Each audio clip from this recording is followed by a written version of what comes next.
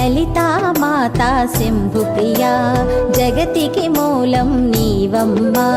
శ్రీ భువనేశ్వరి అవతారం జగమంతటికి ఆధారం హేరంబునికి మాతవుగా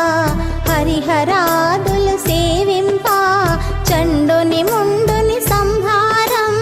చాముండేశ్వరి అవతారం పద్మరేకుల కాంతులతో బాలా త్రిపుర సుందరిగా హంసవాహన రూపిణిగా వేదమాతవై వచ్చితివి శ్వేత వస్త్రము ధరించి అక్షరమాలను పట్టుకొని భక్తి మార్గము చూపితి